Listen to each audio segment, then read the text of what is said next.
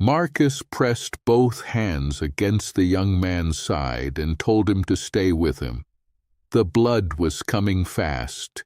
The street was dark. His partner was pulling equipment from the rig 10 feet away and calling out vitals, and the scene was moving the way scenes always move, fast and loud and demanding everything from everyone at once. Marcus had worked 1,000 scenes like this, maybe more. His hands knew what to do before his mind finished forming the instruction. That was 22 years of training. That was muscle memory and discipline and the specific calm that people in his profession either develop or they do not last. His hands never shook. Everyone who had ever worked beside him would have told you that. In 22 years, through burning cars and collapsed buildings and children who did not make it, and nights so bad the whole crew sat in silence on the drive back, not once, not ever, until the young man on the pavement opened his eyes, looked directly at Marcus's face and said a name. One word. One name. A name that Marcus Tate had not heard spoken aloud in 32 years. His hands began to shake. His partner stopped moving. She had worked beside this man for 6 years, and she had never seen this. She stood in the amber streetlight with a trauma bag in her hands, and she watched Marcus Tate's hands tremble over a bleeding stranger, and she felt something she had not expected to feel at a scene. Not fear for the patient, fear for him. What that young man had said in the street would unravel 32 years of a life built in careful silence. It would reach backward into a November night in 1992 that Marcus had spent 3 decades outrunning, and it would force the most decorated paramedic in his division to answer a question he had been avoiding since the night he was 19 years old, alone in an alley, and chose to become someone else entirely. The question was not whether he had done enough good to balance the scale. The question was whether a man who built something real from the wreckage of the worst night of his life deserved to be seen for all of it. Not just the medals, not just the 22 years, all of it. He was about to find out. From which city are you watching today? Drop it in the comments below. And if stories about people who carried impossible weight in silence speak to you, subscribe. Because when Marcus Tate finally told the truth, it did not break him. It did something none of us expected. The city never sleeps. That is what people say about Chicago. And like most things people say about Chicago, it is both true and incomplete. The city does not sleep, but it breathes differently at night. The breath changes depending on the neighborhood, depending on the season, depending on the year, depending on things that have nothing to do with weather and everything to do with history. Some neighborhoods breathe in long, slow rhythms.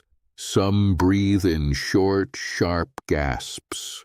And some, the ones that the rest of the city has spent decades pretending not to hear, breathe like a man with his hands around his own throat. Marcus Tate knew every rhythm.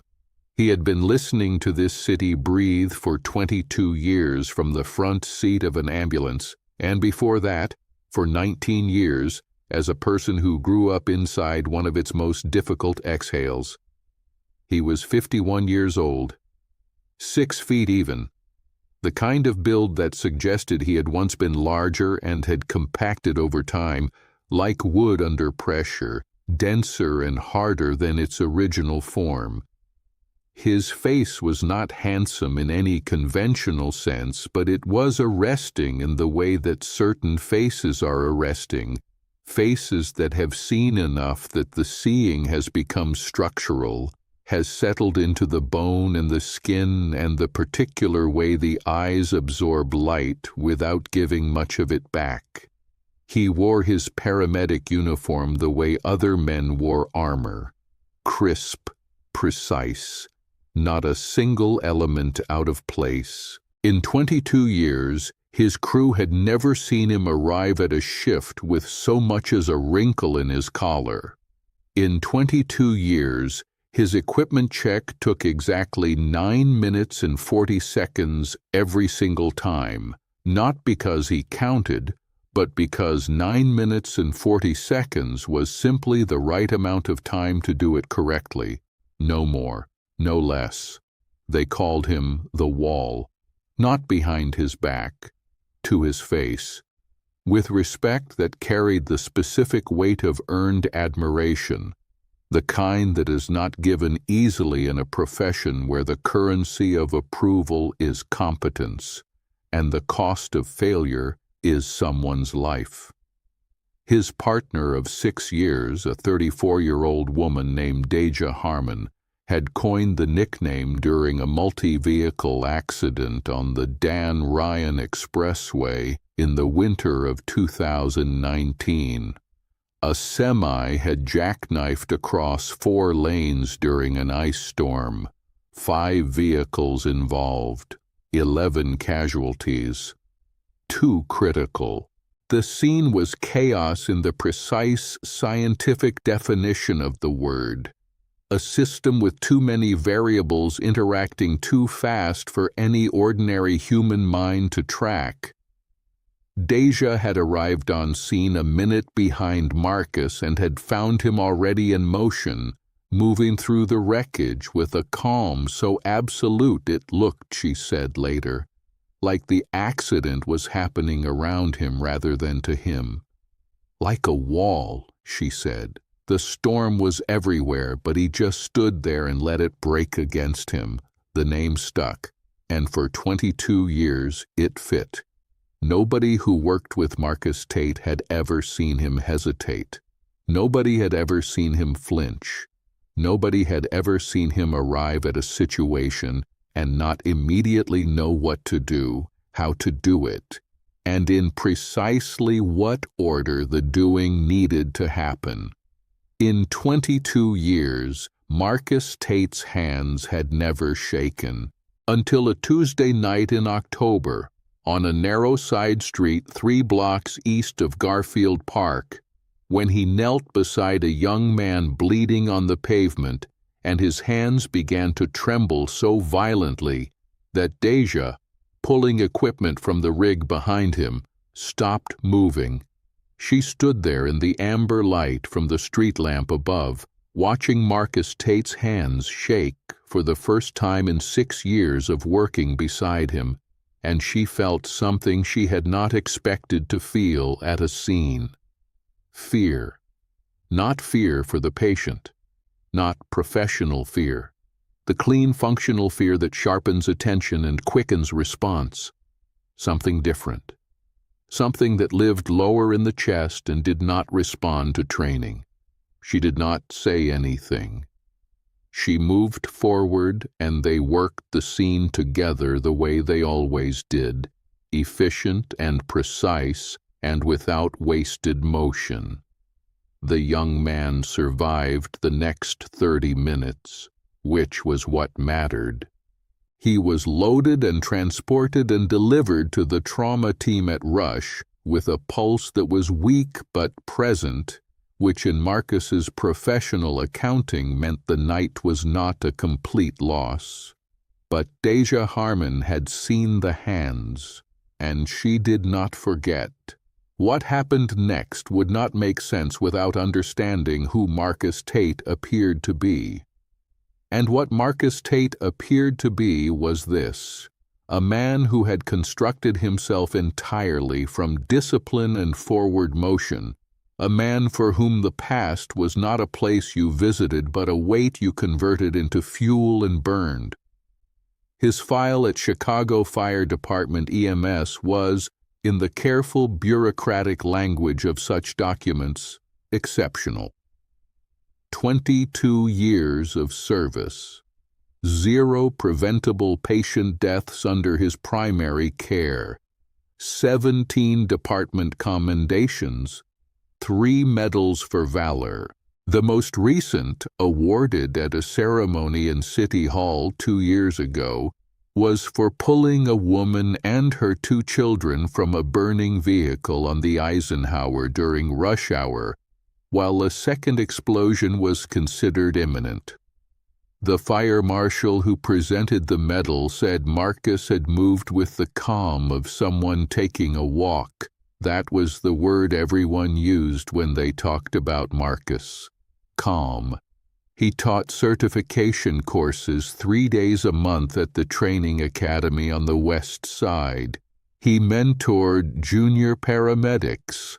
He was the person supervisors called when a newer crew member was struggling with the psychological weight of the job, when the accumulated exposure to human suffering started compressing itself into something that looked like withdrawal or aggression or recklessness. Marcus would take the struggling crew member for coffee. He would listen. He would not offer easy comfort or manufactured perspective. He would say with that particular stillness that people found either deeply reassuring or slightly unnerving depending on their relationship to silence, "You carry it, and you keep moving." Not because the carrying is easy, but because stopping is the thing that breaks you. People took that seriously coming from him because it was obvious he was speaking from experience, from somewhere real and heavy, and survived. What nobody knew was exactly how heavy, or exactly what kind of surviving. Because Marcus Tate had a secret. Not the kind of secret that lives quietly in the background and occasionally surfaces in dreams, the kind that has its own weight, its own gravity, its own persistent pull on every decision and relationship and quiet moment you have had for 32 years. The kind that you do not think about every day because thinking about it every day would make living impossible, but that lives so completely beneath everything you have built that removing it would not just change the structure, it would collapse it entirely. And on a Tuesday night in October, kneeling on cold pavement in the neighborhood where the secret was born, with his hands shaking for the first time in 22 years, Marcus Tate felt the foundation shift. Not crack, not yet, but shift. Like something underground that had been still for 3 decades had decided, for reasons of its own, that it was time to move. There are places in every city that operate as both geography and biography. Places that are not just where you grew up, but what you grew up into, whose specific quality of air and light and sound shaped your nervous system before you were old enough to question whether your understanding of the world was accurate. For Marcus Tate, that place was a 16-block radius centered on Kildare Avenue in West Garfield Park. He had not lived there in 32 years, had not walked those streets, not driven them voluntarily, not spoken the name to anyone in 3 decades. But he knew every inch of it the way you know the inside of your own body, not visually. As a felt sense, a knowledge that lives below language.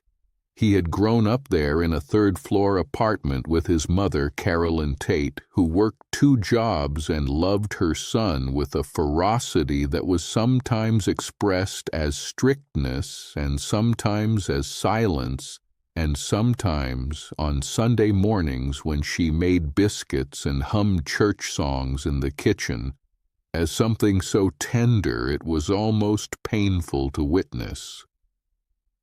Carolyn Tate had not wanted her son to become what the neighborhood had a way of making boys into. She had not wanted it the way that certain parents do not want things, with a desperation that is also a prayer, with a vigilance that is also a form of exhaustion, with a love that is also a bargaining with forces larger than any single family can negotiate with alone. She had done everything right, kept him inside after dark, made sure he had books, checked his homework every night at the kitchen table under the lamp with the broken shade that cast light in a lopsided oval. Took him to church on Sundays and youth group on Wednesdays and made sure he was seen in contexts that were not Kildare Avenue, that were not the particular gravity of the corner 2 blocks down, where the boys gathered and the hours passed in a way that felt like nothing was happening but was, in fact, a very specific and very dangerous kind of becoming. And for a long time, it worked. For a long time, Marcus Tate was the boy Carolyn Tate prayed he would be. Until he was 16 and his best friend's older brother started paying attention to him. His name was Darnell Cross. He was 21 when Marcus was 16, which in the geography of that neighborhood was a significant age difference in terms of authority and influence. Darnell was not crude about it. That was the thing Marcus would think about later, years later, in the quiet of ambulances parked between calls, in the specific stillness of 3 a.m., when the city's breathing slowed and the thoughts that daytime activity kept at bay came forward. Darnell was not crude about it. He did not approach Marcus with pressure or threat or the obvious machinery of recruitment that Marcus had been warned about, that Carolyn had described in kitchen table conversations, with the specific vocabulary of a mother who has done her research into the thing she most fears. Darnell approached Marcus the way a good mentor approaches a young person who is talented and underserved, with interest, with recognition, with the specific gift that certain adults give to certain young people, which is the gift of being seen, of being told, "I notice you. I see what you could be. I think you are worth investing in." For a boy of 16 in a neighborhood that consumed boys, in a school that was overcrowded and underfunded and staffed by a rotating cast of teachers, half of whom were looking for exits, in an apartment where his mother worked double shifts and came home exhausted and loved him fiercely, but had almost nothing left to give beyond that fierce, exhausted love. For that boy, the gift of being seen by a man who seemed to move through the world with confidence and resources and authority was not a small thing. It was enormous. It was, in the precise and terrible sense, exactly what Marcus needed, given by exactly the wrong person, for exactly the wrong reasons. By the time Marcus understood what Darnell actually was and what Darnell actually wanted, he was 17 and already inside something that did not have clean edges or easy exits. He ran errands. That was how it started. Everyone runs errands. Then the errands were specific, and then they were frequent, and then they were the kind of errands you do not describe in detail to your mother who is working a double shift and humming church songs and believing, because she needs to believe it, that her son is still the boy she raised. By the time Marcus was 18, he understood fully what he was part of. By the time he was 18, he told himself it was temporary. He told himself he was being smart about it. He told himself he was using it rather than being used by it. He told himself the things that boys tell themselves when they are inside something they entered through a door that has since disappeared. He saved money. He was careful. He watched Darnell and the other men around Darnell, and he learned from what he saw, not the lessons they intended to teach him, but the deeper lesson that was available to anyone paying close enough attention, that this life had a duration, and that duration was short, and that the exits, when they became available, were usually not the kind of exits you chose, but the kind that chose you. Marcus intended to choose his own exit before the exit chose him. He almost made it. On a Friday night in November of 1992, Marcus Tate was 19 years old. He was standing in the back room of a building on Kildare Avenue in a gathering of maybe 12 people when a disagreement that had been building for months between Darnell and a man named Raymond Sykes reached the point that such disagreements eventually reach. Marcus was not the one who produced the weapon. He was not the one who used it. He was not the primary participant in what happened. He was in the room. He was present. He saw it. He heard it. And when the 2 shots were fired and 2 men were on the floor and the room was moving in that particular way that rooms move in those moments, all purpose and direction collapsing into chaos, Marcus ran.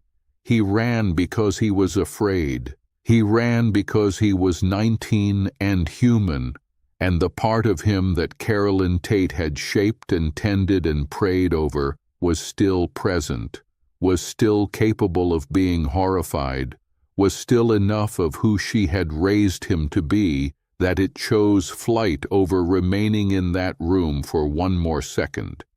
He ran for 3 blocks before he stopped, leaned against a wall in an alley, could not breathe, could not think, stood there in the cold November dark and understood, with the clarity that came from shock and adrenaline, and the specific mercy that sometimes accompanies the worst moments of a person's life, that he had just arrived at the place where the road divided. One direction went back. Darnell, the room, the life, the story that ended the way those stories ended. One direction went somewhere else. He did not know where. He did not know how. He only knew that he was 19 years old and still breathing, and that the person he had been trying not to become was available to him if he moved now, moved fast, moved in the right direction, and did not stop. He called the only person he trusted.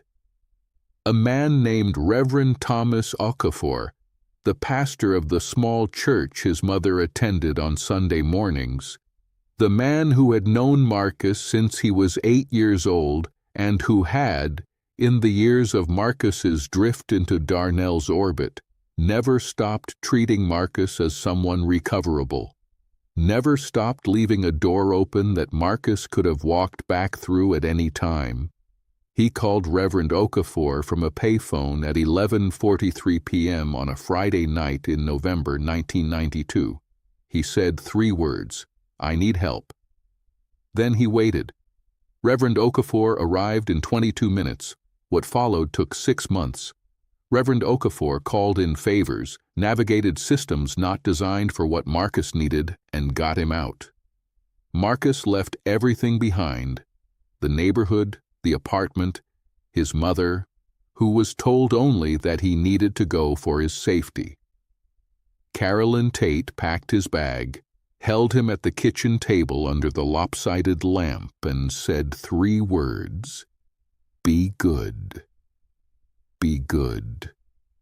Be good." Marcus went to Milwaukee, worked in a warehouse under a new name, got his GED, applied to a community college EMT program because Reverend Okafor suggested it, and because saving lives felt like the only project large enough to be worth whatever he had left.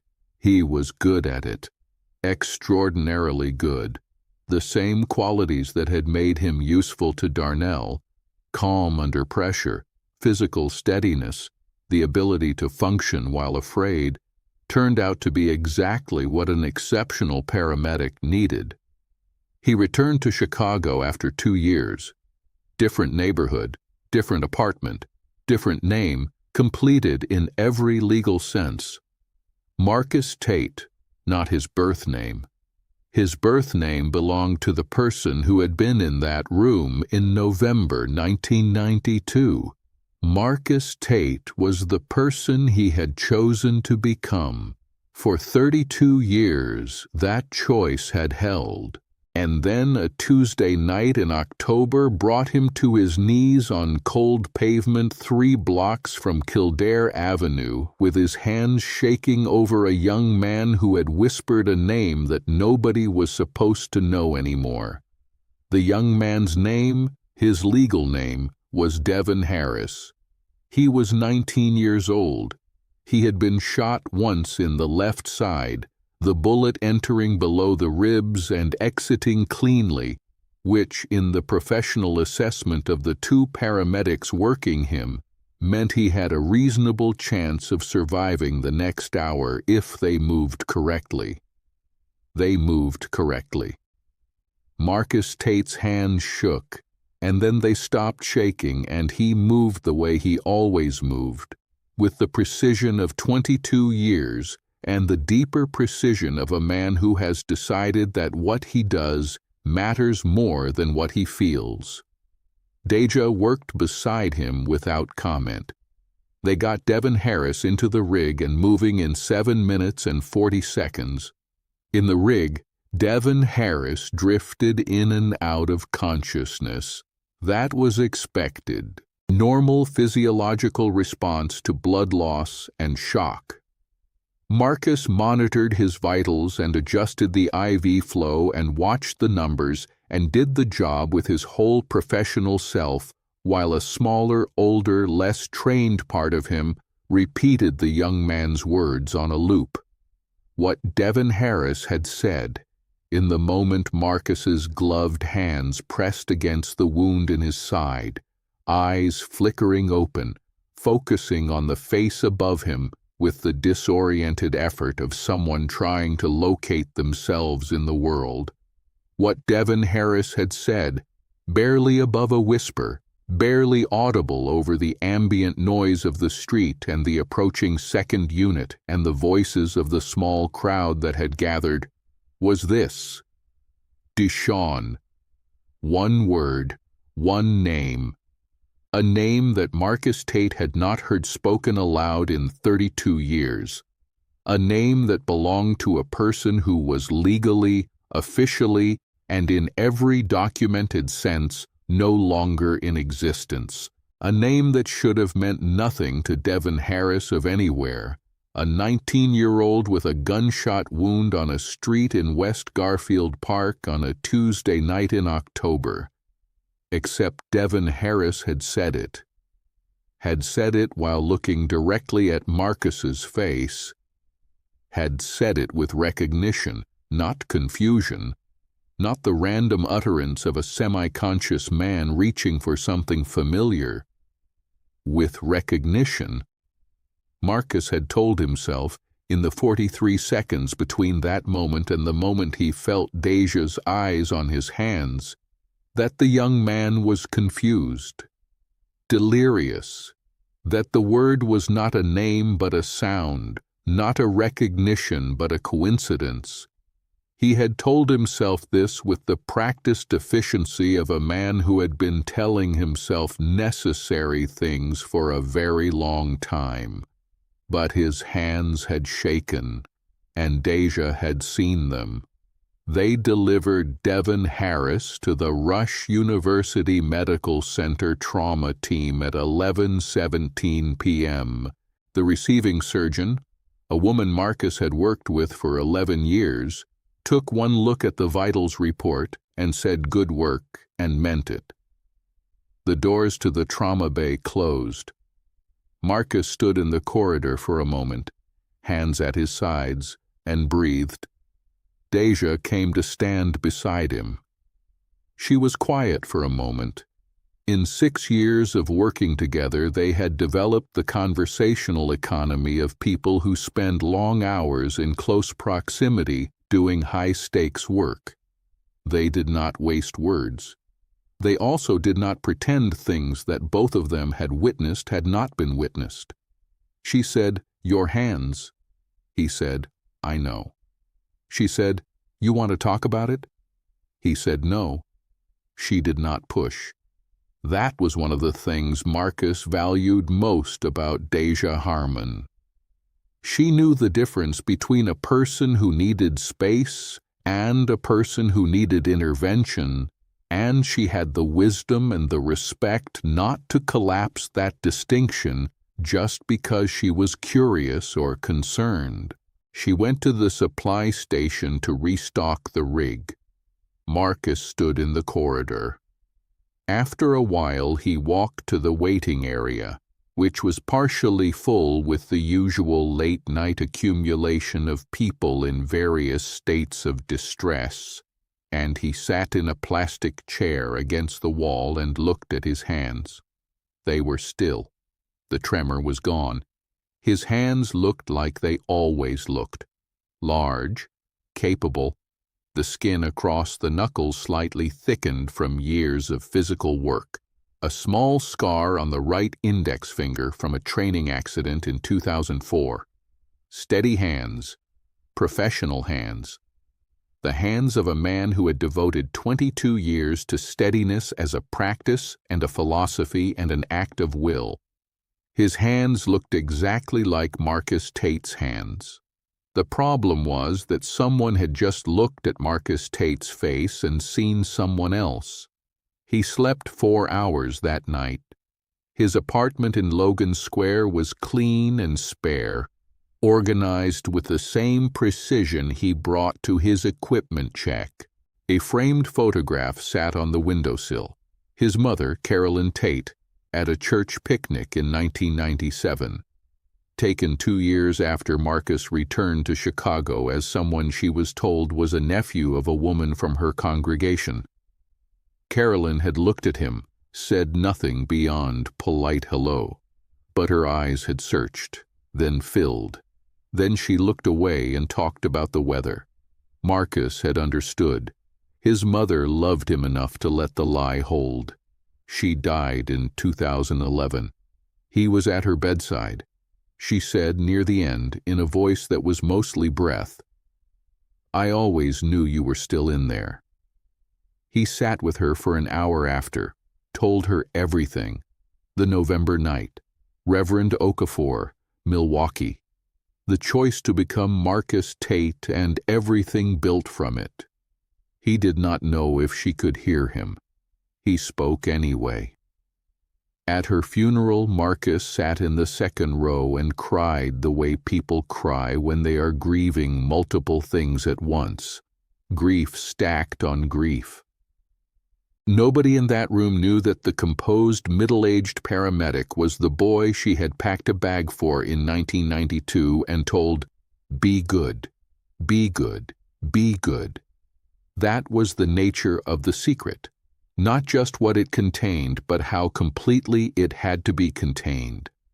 The life of Marcus Tate could not coexist with the life before it. It had to replace it, entirely, without seams. For 32 years, the seams had held. Devin Harris's voice had found one. Marcus ran the name through his mind for 2 days before he did what he knew he was going to do from the moment Devin Harris whispered that word in the street.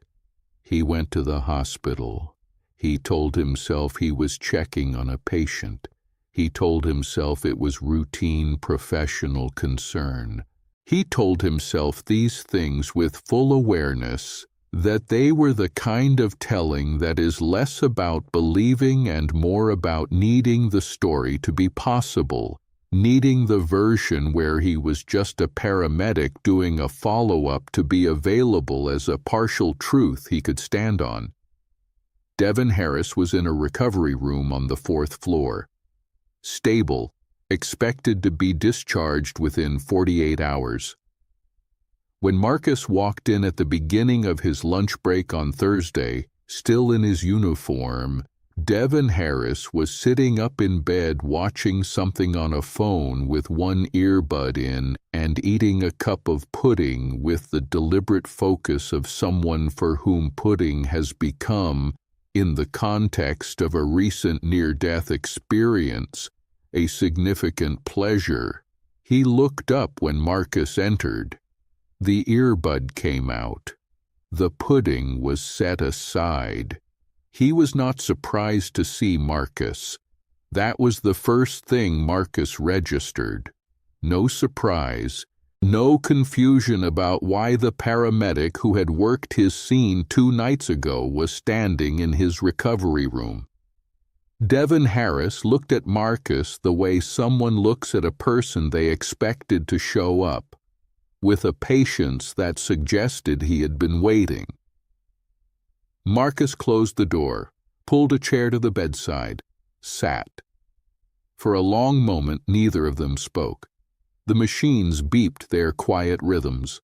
Somewhere down the corridor, a cart went by. The city outside the window was doing its perpetual Chicago thing: gray sky, lake wind, traffic that never fully stopped. Marcus said, "Where did you hear that name?" Devin Harris said, "My uncle told me." Marcus said, "Who is your uncle?" Devin Harris looked at him with eyes that were 19 years old in a face that had been old for a long time. The particular oldness that a certain kind of childhood produces, the kind that is not wisdom exactly, but is its precursor, is the raw material from which wisdom gets made if the person survives long enough and has enough luck and chooses correctly at the moments when choosing is possible. He said, "Raymond Sykes is my uncle." Marcus felt the room change, not physically. The room was identical. Same machines, same gray light, same pudding cup.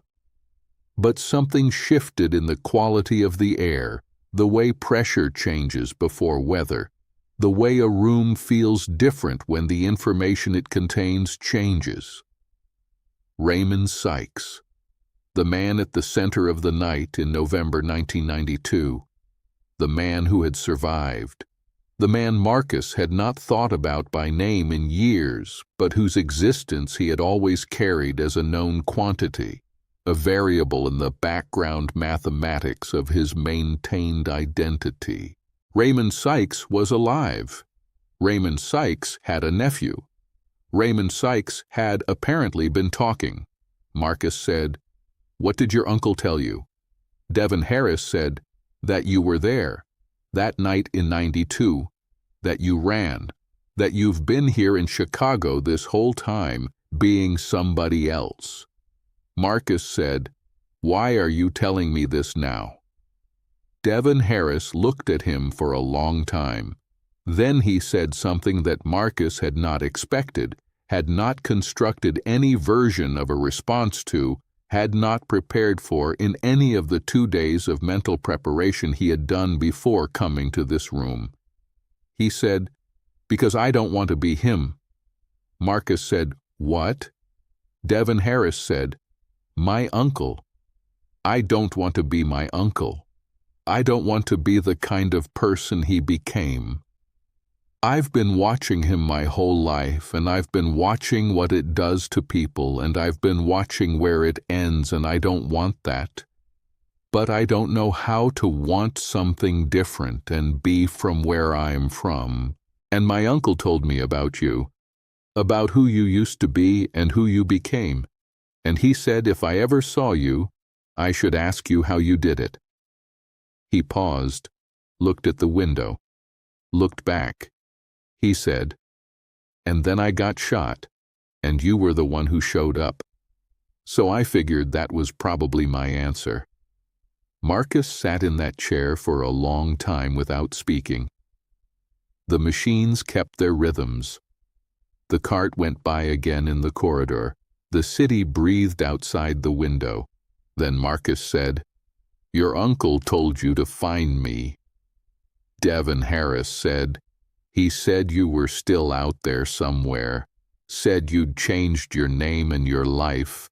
Said he was glad you ran that night because you were the only one of all of them who deserved to get out. He said he's been carrying it too." What happened?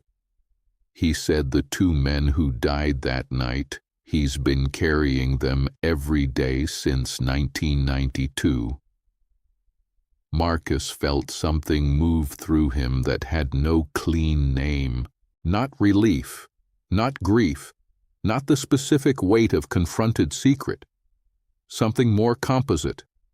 Something that required more time to understand than the 4 minutes he had been sitting in this chair. He said, "Is your uncle looking for me?" Devin Harris shook his head. "No. He just wanted me to know the story. Said maybe it would help me make a different choice. He didn't know I'd end up in a ditch in West Garfield Park, and you'd be the one who showed up." Marcus said, "And you think it's a coincidence? That I was the one who showed up?" Devin Harris looked at him with those old young eyes. He said, "I think coincidence is just what people call it when they can't see the full shape of something." Marcus drove back to the station. He did the remainder of his shift. He was the wall. Steady hands, precise movements, full professional competence deployed with the consistency of 22 years of practice. But something was different. Something in the foundation. Not cracking, but definitely moving. Deja Harmon had been a paramedic for 11 years. She had abandoned pre-med at DePaul after 2 years because the thing she wanted from medicine was not the version that required subspecialties and career trajectories that pointed away from the neighborhood she came from. She wanted to be first on scene. She wanted to be the person who arrived when everything was broken. She was extremely good at what she did. In 6 years working beside Marcus Tate, she had noticed things. He never spoke about where he grew up.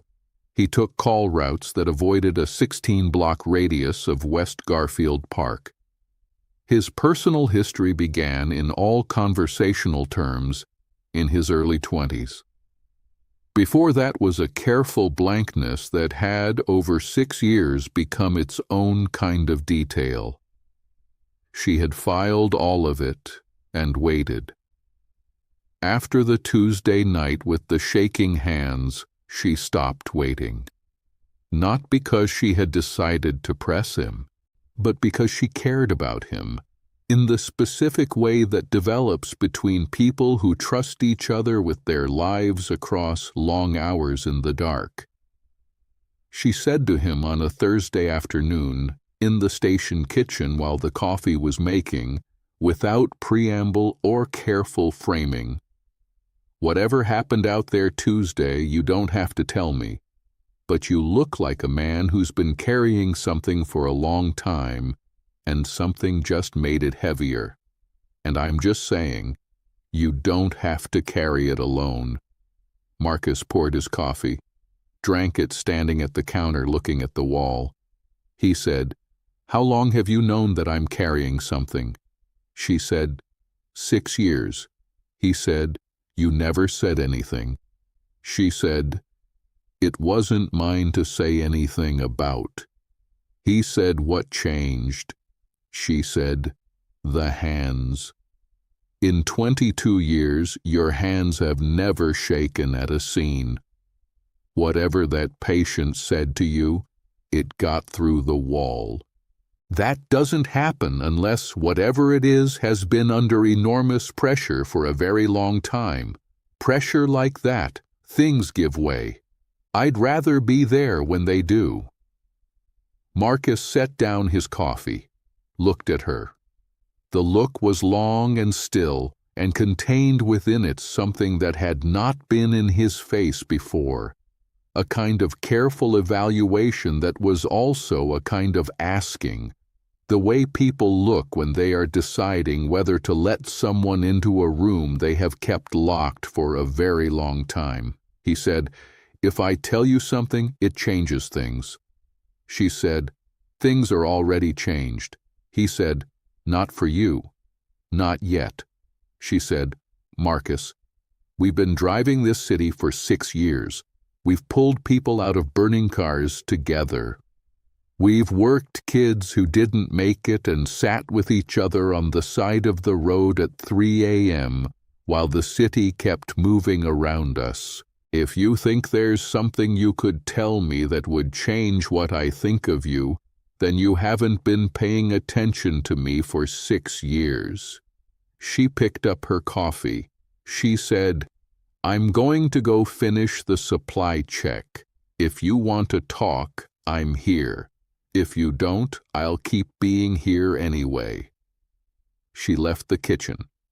Marcus stood at the counter for a long time.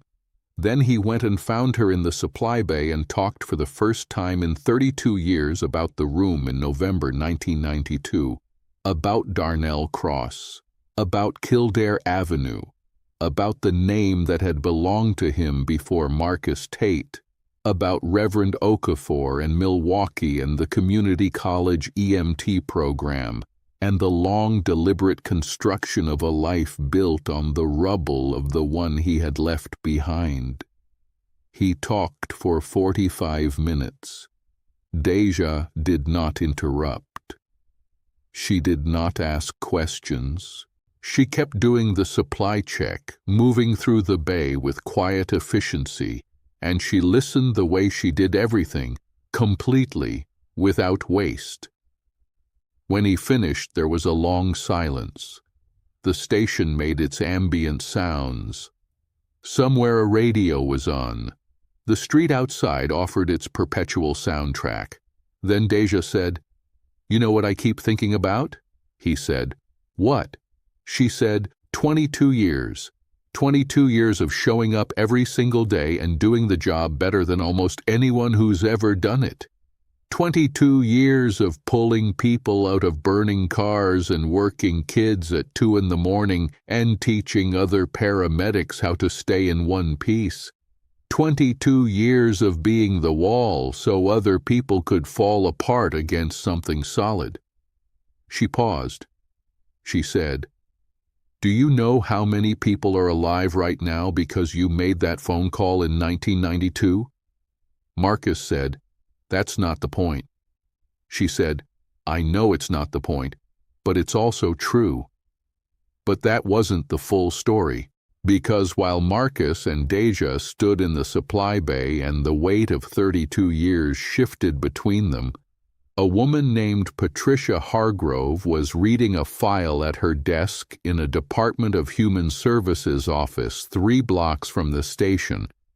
She had worked there for 28 years. The kind of memory that turns bureaucratic work into something more than form processing, that makes human beings behind ID numbers visible. The file contained Devin Harris's name, a referral notation from October 14th, and a paramedic ID number that cross-referenced to a much older sealed record. A record with a different name. She was not supposed to make that connection. She made it anyway. She put the file in her drawer, went home, and thought about it for 4 days. Then she called Marcus Tate's captain. Captain Adrienne Moss had been running the EMS division for 9 years. Former Army medic, 2 tours. The kind of leader who understood that professional competence is always built on a personal foundation, and that the foundation is often more complicated than the file suggests.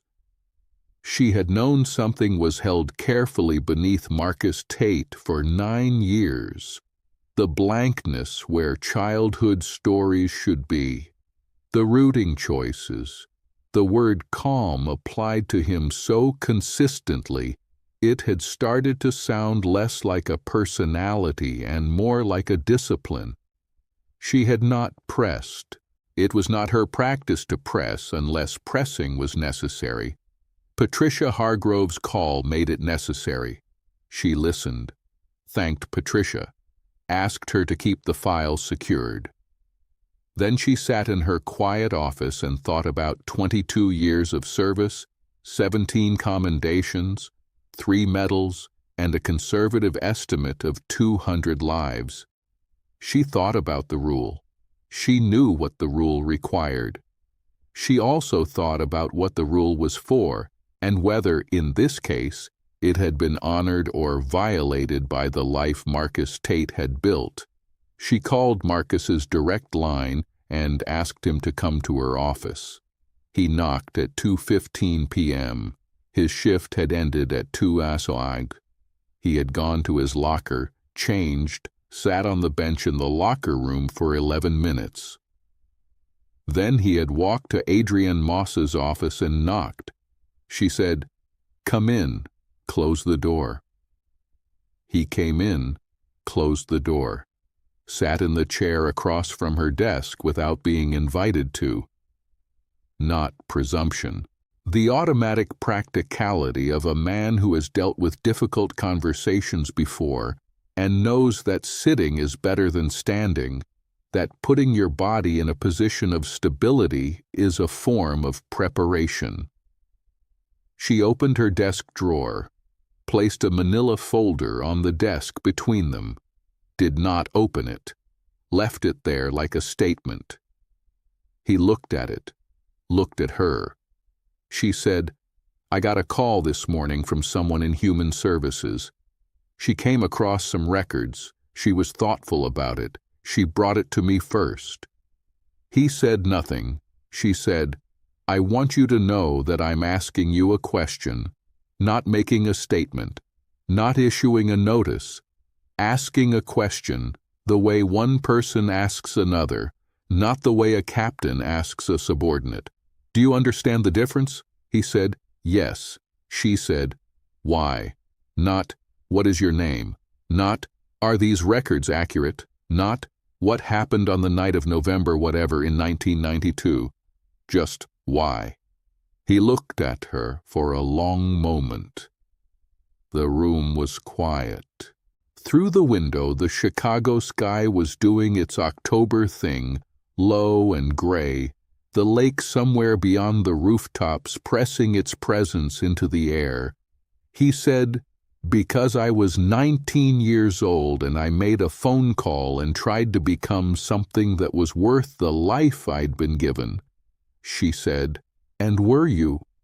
He looked at his hands, the hands that had been steady for 22 years and had shaken once on Tuesday night on a street 3 blocks from where the life he was trying to be worth had started. He said, "I don't know. I've been trying to find out every day for 22 years. She was quiet for a moment. Then she said, "There are 3 people right now who have access to information that could change your career and your freedom. Me, the woman from Human Services, and whoever that young man told after you left his hospital room." He said, "Devin Harris won't talk." "I believe that." She said, "Why?" He said, "Because he asked me how I did it. He wants to do it himself. He's not interested in burning me down. He's interested in using me as evidence that it's possible." She looked at him for a long time. She said, "You understand what the rules require me to do?" He said, "Yes." She said, "And you understand that rules exist for reasons, and that sometimes those reasons are served better in one way than another?" He looked at her. He said, "What are you saying?" She reached across the desk, picked up the manila folder, held it for a moment. Then she opened the bottom drawer of her desk and placed it inside and closed the drawer. She said, "I'm saying that I received some administrative paperwork today and I need to review it before taking any action, and in the meantime, I am going to ask you to do something." He said, "What?" She said, "Write it down, all of it. Everything from the beginning. Your name, your real name, the night in November 1992. Reverend Okafor, Milwaukee, every year since. Everything you've done and everyone you've helped and the full shape of the choice you made when you were 19 years old in an alley and called the right person." He said, "And then what?" She said, "And then we'll see what kind of truth it is, and what the truth deserves." Marcus drove home. It was 3 in the afternoon. The city moved around him in its usual way. He parked in the lot behind his building, sat in the car, did not go inside. He pulled out his phone. He opened the voice memo application. He had used it before, usually for brief professional notes, reminders about equipment or scheduling. He had never used it for anything like this. He pressed record. The timer started. He looked at the ceiling of the car for a moment. Then he began. He talked for 1 hour and 17 minutes. He started with the apartment on Kildare Avenue, the lopsided lamp, his mother's voice humming in the kitchen. He talked about Darnell Cross and the gift of being seen and what it cost. He talked about becoming something he had not intended to become, not in a single decision but in 1,000 small ones, each individually justifiable, collectively catastrophic. He talked about the room in November 1992, the full version, not the compressed one he had refined over decades, with the sounds, with the smell, with the specific shame of running and the knowledge in the alley that he was choosing himself over something he had helped create by being present in it. He did not apologize, not because he was without remorse, but because apology directed at a recording device felt dishonest. He stated the facts instead. He said, "I was there. I ran." Those are both true. He talked about Reverend Okafor, the 22-minute drive, the cup of tea, the grace that was not absolution but accompaniment. He talked about Milwaukee, the warehouse, the community college, the first EMT simulation he ran successfully, and the sensation that followed it, something so close to hope it took a week to identify correctly. He talked about coming back to Chicago as someone different, about 22 years of scenes and faces and the burning car on the Eisenhower and Devin Harris and Raymond Sykes, who had spent 32 years carrying it too and had found enough reckoning to tell his nephew, "Look at that man. Look at what can be built from the worst night of a life." When he stopped, the recording sat on his phone like something with weight. He sat in the car for another 20 minutes. Then he sent the recording to Adrienne Moss. Then he sent it to Deja Harmon. Then he sat with his phone in his hands for a long time. Then he typed a message to Devin Harris's hospital room number. The message said, "Tell your uncle that the person he remembers is still here. Tell him that Deshaun ran in 1992, but Marcus Tate ran toward things for 22 years, and maybe that's how the debt gets paid. Not in punishment, in work. Tell him thank you for telling you to look for me. Tell him I hope he's found some peace too." He pressed send.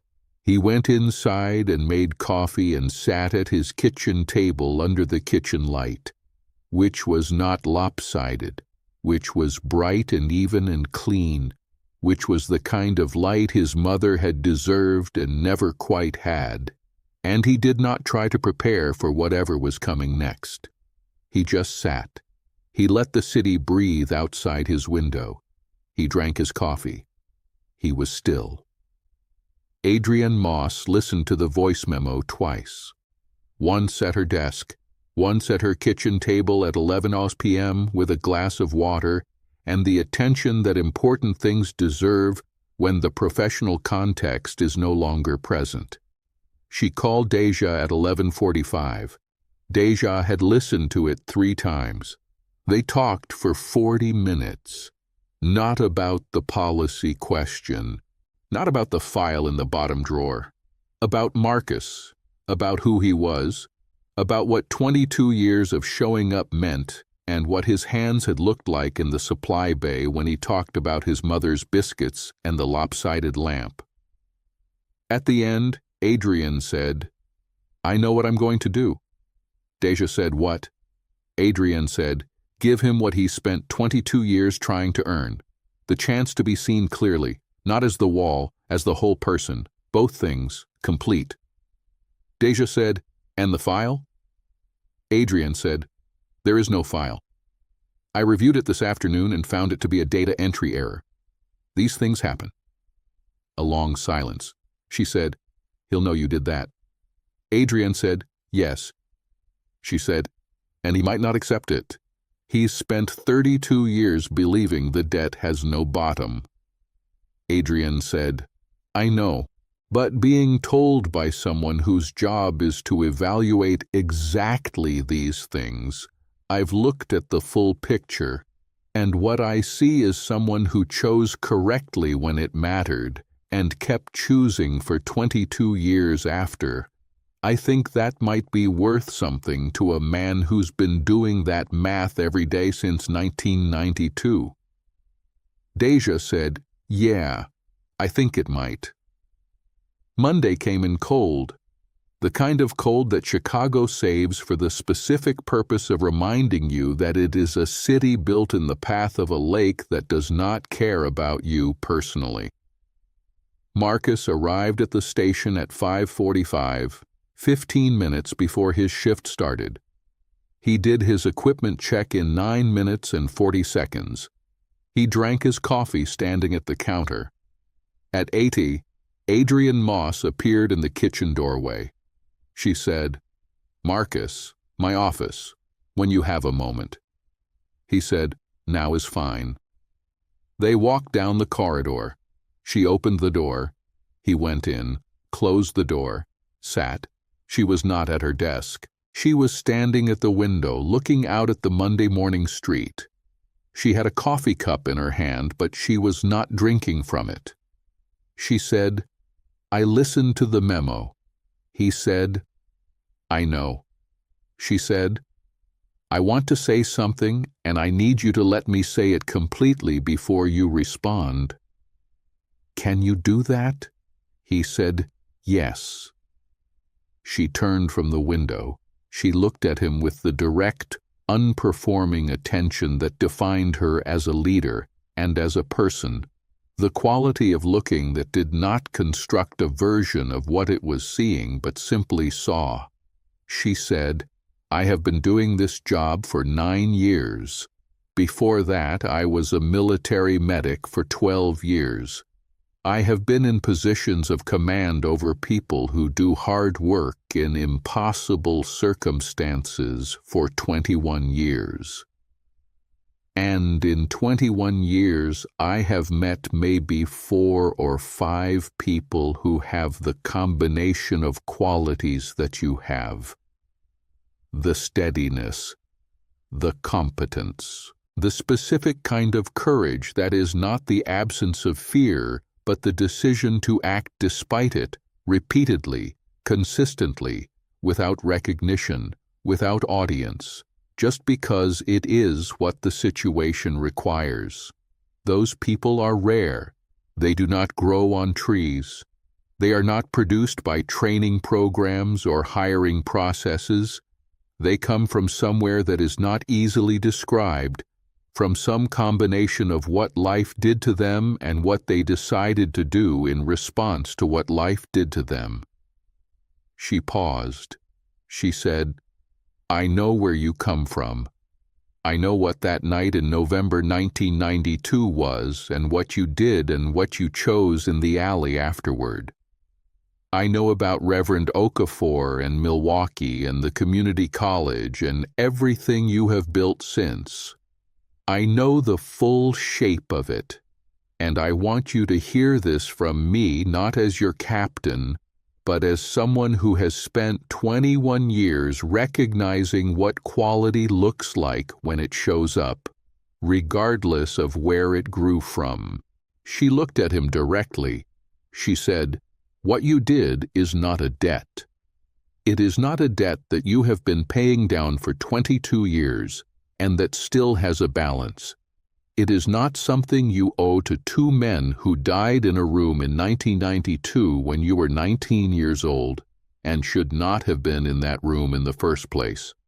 What you did after 1992 is not repayment. It is what you are. You made the choice in the alley, and then you made it again every day for 22 years, and those choices accumulated into a life that matters and a record that speaks for itself and a number of people who are alive right now who would not be alive without you. That is not cancellation of a debt. That is a life. That is you. Not Deshawn from Kildare Avenue, not Marcus Tate from the community college EMT program. Both, the full person, the one who ran in 1992 and the one who ran toward burning cars for 22 years after that. One person, complete. Marcus sat very still. Adrienne set her coffee cup on the desk. She reached into the bottom drawer, the one where the manila folder lived, and she removed the folder. She held it for a moment, then she tore it in half. She placed the two halves in the recycling bin beside her desk. She said, "The administrative irregularity was reviewed and found to be a data entry error. The matter is closed. The record stands." She looked at him again. She said, "And in 3 weeks the department is holding its annual recognition ceremony. I have submitted your name for the Medal of Honor, the department's highest distinction. Based on your 22 years of documented service, and specifically on your conduct during the October 14th response in West Garfield Park, during which you maintained complete professional function under conditions of extreme personal stress. The citation will note that, in my professional assessment, what you did that night was the most difficult thing I have ever seen a paramedic do at a scene. Not the hardest, technically, the hardest personally, and you did it. You kept your hands steady and you saved the young man's life." Marcus looked at the recycling bin, at the two halves of the folder. He looked at his hands. He looked at the window where the Chicago Monday was doing its gray, cold, steady thing outside. Then he did something that people who had worked with Marcus Tate for 22 years had never seen him do. Not at a scene, not in a station, not in a training room or a hospital corridor or a parking garage at 3 a.m. He put his face in his hands and he wept, not silently, not with the controlled, self-managed grief of a man who has been performing steadiness for so long that even his private moments have been shaped by it. He wept the way the body weeps when something that has been held at enormous cost for an enormous time is finally, with the full permission of someone whose permission mattered, set down. Adrienne Moss did not move. She stood at her desk and let the man across from her weep. She did not offer comfort words or reach across to touch his arm or say anything at all. She simply stood there bearing witness, which was in the end the most important thing she could do. After a while, Marcus lowered his hands. His face was wet. He looked at the ceiling. Then he looked at her. He said, "I've been waiting 32 years for someone to look at the whole picture." She said, "I know." He said, "I didn't know I was waiting. I thought I'd stopped needing it." She said, "People don't stop needing it. They just get good at not reaching for it." He nodded. A long, slow nod. Not agreement exactly. Recognition. He said, "Thank you." She said, "Go do your shift. Go be the wall. And know that the wall is allowed to have had a history. The wall is allowed to have come from somewhere difficult, and to have carried something heavy, and to have set it down in this office on a Monday morning in October. The wall is allowed to be a person." He stood. He straightened his uniform. He looked at her one more time. He said, "Devin Harris, the young man from the 14th.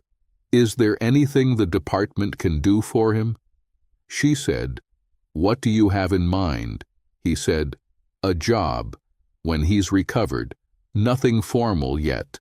I'd like to talk to him about what a path toward this work might look like, whether he's interested, whether it's a fit.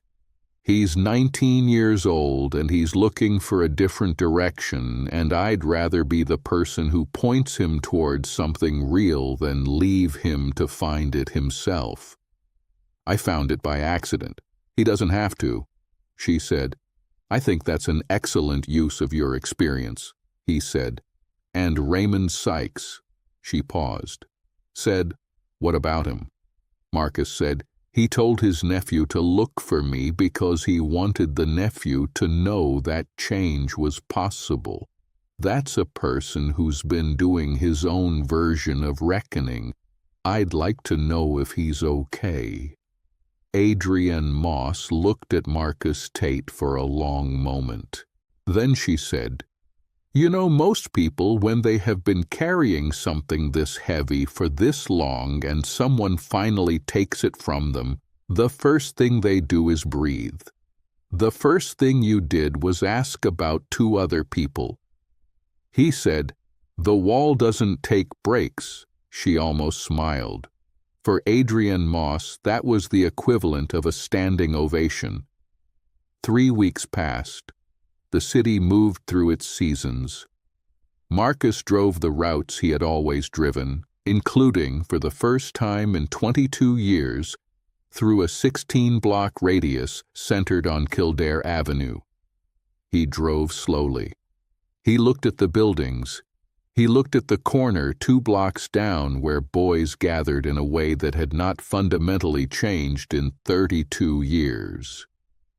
He looked at the street and felt the way you feel when you return to something you left under difficult circumstances and find that it is both smaller than memory made it and exactly as real.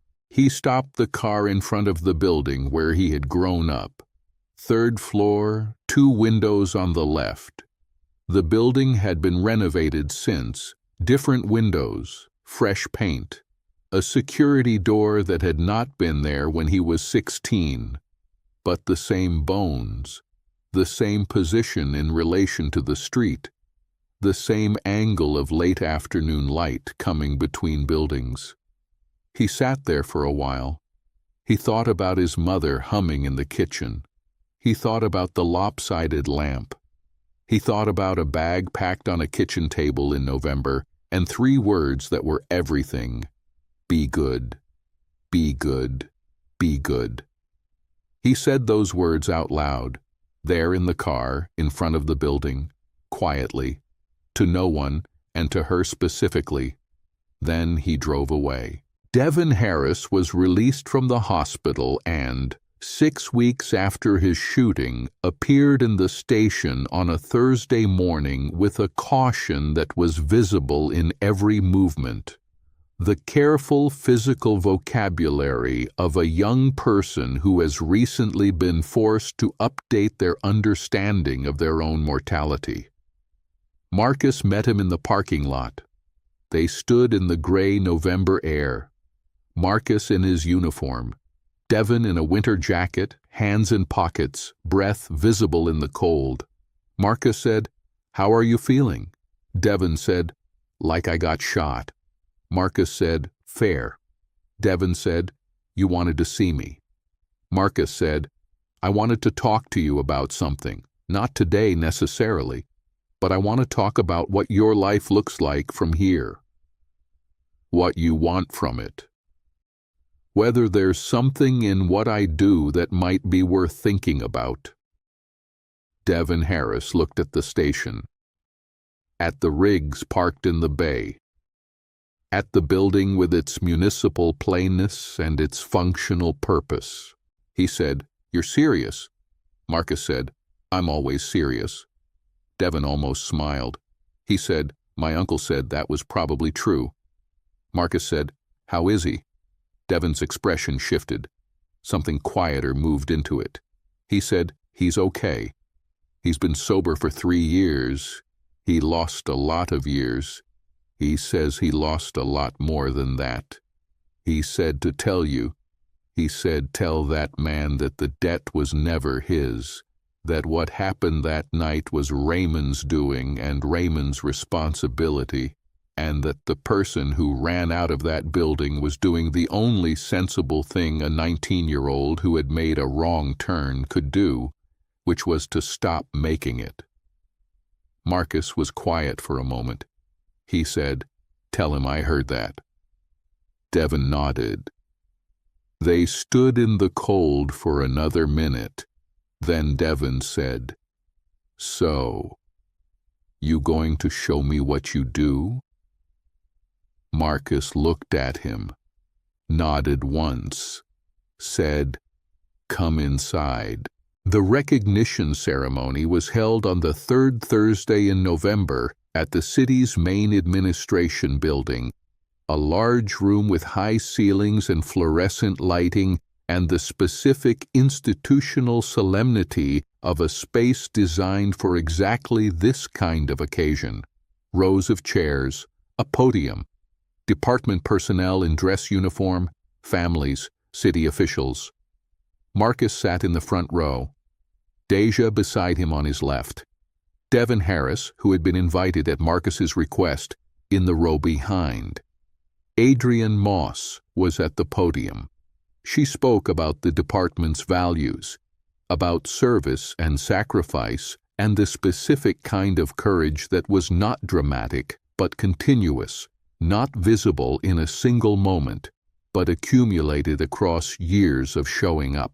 She spoke about the kind of record that could not be fully captured in commendations and citations, that existed in the lives of patients and the steadiness of colleagues and the particular quality of a person who had decided to dedicate themselves completely to the work of keeping other people alive. Then she said Marcus's name. He walked to the podium. The room was quiet. He accepted the medal, shook Adrienne's hand, stood at the podium for a moment, which was not planned, which had not been in the ceremony structure. He had not prepared to speak. He was not a person who prepared speeches. He was a person who said what was necessary when it was necessary. He said, "I want to say something, not long. I know you have places to be." He looked at the room. He said, "I became a paramedic because a man named Thomas Okafor drove to find me at midnight in November 1992 and helped me choose a different direction. If you're in this room and you think your life is pointed the wrong way, I want you to know that the choice to point it differently is available to you. It doesn't look like anything special from the outside. It looks like a phone call. It looks like 8 months in a city where nobody knows you. It looks like a community college application form filled out at a kitchen table. It looks like ordinary, but it changes everything, every single thing." He paused. He said, "And if you're in this room and you've spent years carrying something heavy because you think you owe a debt that has no bottom, I want you to hear this. The people you owe are not kept alive by your suffering. They are honored by your becoming.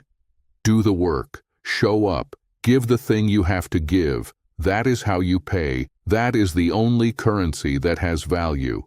He looked at the medal in his hands, then at the room. He said, "I am Marcus Tate. I am a paramedic. I have been showing up for 22 years. Thank you." He went back to his seat. Deja beside him did not say anything. She put her hand briefly on his arm. Then she removed it. Both of them faced forward, professional, composed. But her eyes were bright. And in the row behind them, Devin Harris, 19 years old, watched the ceremony with the expression of a person who has just been given something they did not know they were looking for. Something that looks, from a distance, like a map, and looks from closer, like permission. 6 months later, Marcus Tate sat across from a journalist named Clara Osei in a coffee shop in Logan Square. She worked for a city magazine, had been recommended by Adrian Moss, and had done her research thoroughly. Department records, commendations, the medal citation, conversations with Deja and Devin and Adrian. Marcus had given her the voice memo for context, not for quotation, for the shape of it. He had thought about it for 2 months before agreeing. Raymond Sykes, through Devin, had said, "If it helps one person make a different choice, it's worth the discomfort." She placed her recorder on the table, said, "Ready when you are." Marcus wrapped both hands around his coffee cup, looked at the table, looked at her. He said, "My name is Marcus Tate, but that isn't the name I was born with. I was born to Sean Marcus Ellis in Chicago in 1973. I grew up on Kildare Avenue in West Garfield Park. And when I was 19 years old, I made a choice that changed everything. Not a good choice, not a proud choice, a choice I have been living with for 32 years. He paused. He said, "And then I made another choice, and I've been living with that one for 32 years too. And the second choice is the reason I'm sitting here." Clara Osei did not interrupt. She let the recorder run. Marcus talked. He talked about his mother and the lamp and the biscuits. He talked about Darnell Cross and what the gift of being seen had cost him. He talked about November 1992 with the same unflinching fullness he had used in the voice memo, the same refusal to smooth or compress the truth into something easier to hold. He talked about Reverend Okafor, who had died in 2018, who had spent 26 years never telling anyone about the midnight drive or the kitchen table or what he had done for a 19-year-old boy who had made a phone call that most people in that position did not make. He talked about him the way you talk about a person who changed your life so completely that the language available for gratitude feels inadequate, so you just say the facts and let the facts carry the weight. He talked about 22 years, about the faces he remembered from scenes, about the young woman from the burning car on the Eisenhower who had sent him a Christmas card every year for 2 years afterward and then stopped, which Marcus understood to mean that she had moved on, which was exactly what she should do, which was exactly what surviving is supposed to look like. He talked about Devin Harris. He said, Devin is enrolled in a firefighter training program as of this month. He's 19 years old and he's figuring out what his life is supposed to look like, and he's choosing it consciously, with his eyes open, with some understanding of what the alternatives cost. I take some credit for that. Not all. Most of it belongs to Raymond Sykes, who had the wisdom and the humility to tell his nephew, "Look at that man. Look at what can be built from the worst night of a person's life." He talked about Raymond Sykes. He said, "I don't know Raymond Sykes and I may never meet him, but I know that he spent 32 years carrying what happened in that room, carrying his share of it and some of my share too, and that he made his own version of reckoning. And I know that he used his history as a teaching instead of a sentence. And I think that takes a kind of courage that doesn't get enough credit. The courage of the person who stayed in the fire instead of running from it. The courage of the person who says, I did this, I live with it, and I will make it mean something." Clara Osei said, "Do you forgive yourself?" Marcus looked at her. He was quiet for a moment. His hands were steady around the coffee cup. His face was the face of a man who had thought about this question from every available angle for 32 years. He said, "I don't think forgiveness is the right frame. Forgiveness suggests a transaction, a moment where the account is settled and the thing is done. I don't think that's how it works. I think what I have is something more ongoing. Something like, I acknowledge what happened and I acknowledge my part in it, and I choose every day to be the kind of person whose existence is a net contribution to the world I'm in. Not as repayment, not as atonement, as identity, as what I am." He looked at the recorder. He said, "I am Marcus Tate. I am a paramedic. I was once a 19-year-old boy who made the worst choice of his life and then made the best choice of his life on the same night. I have been carrying both of those choices for 32 years, and I will carry them until I die. But I carry them standing up now. I carry them in the open. I carry them in the direction of the next person who needs what I have to give." He paused. He said, "That's the whole story. That's who the wall is." Clara Osei reached forward and turned off the recorder. She said, "Thank you." He said, "No. Thank you for being willing to tell it the right way. Not as a scandal, not as a confession, as a life, as a whole, complicated, real human life." She nodded. She looked at her notes. Then she looked up and said, "One more question. Not for the story, just for me." He said, "Go ahead." She said, "Do you still drive past Kildare Avenue?" He said, "Yes." She said, "What do you feel when you do?" He thought about it. He thought about the November light coming low and orange between the buildings. He thought about the corner where the boys gathered. He thought about the third-floor apartment and the lopsided lamp and the voice that hummed church songs on Sunday mornings. He thought about a bag packed on a kitchen table and 3 words that were everything. Be good, be good, be good.